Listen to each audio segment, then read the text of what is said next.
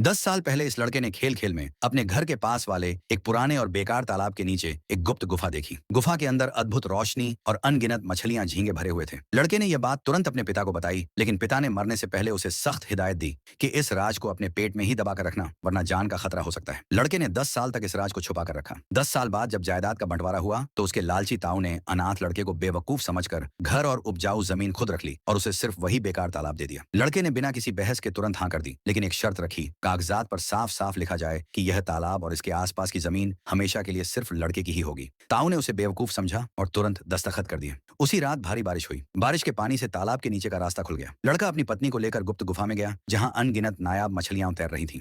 दोनों ने रात भर मेहनत करके 2 बड़ी टोकरियां भरकर ताजी और दुर्लभ मछलियां पकड़ी। अगली सुबह जब लड़का मछलियां बेचने शहर के बाजार गया तो शहर के सबसे बड़े होटल की मालकिन ने एक नजर में ही पहचान लिया कि ये मछलियां बेहद खास और जंगली हैं। मैडम ने तुरंत 8,000 रुपए देकर सारी मछलियां खरीद ली और आगे भी सप्लाई करने का सौदा किया। 8,000 रुपए, जो उस जमाने में 3 महीने की सरकारी नौकरी की तनख्वाह के बराबर थे, उसे देखकर गांव वाले हैरान रह गए। रात छुपाने के लिए लड़का और उसकी पत्नी ने तालाब के चारों ओर मजबूत लकड़ी की बाड़ लगा दी, लेकिन लालची ताऊ और चचेरे भाई से यह देखा नहीं गया। उन्हें शक हो गया कि इस तालाब में जरूर कोई खजाना छुपा है। एक रात वे दोनों चुपके से बाड़ तोड़ने लगे। जब लड़के की पत्नी ने उन्हें रोकना चाहा तो चचेरे भाई ने गुंडागर्दी करते हुए कहा, यह तालाब तो हमारा है, और उसने औरत को जमीन पर धक्का दे दिया। इसके बाद वे दोनों गुफा का पत्थर हटाने लगे। औरत जमीन पर पड़ी चिल्लाती रही, नहीं मत करो,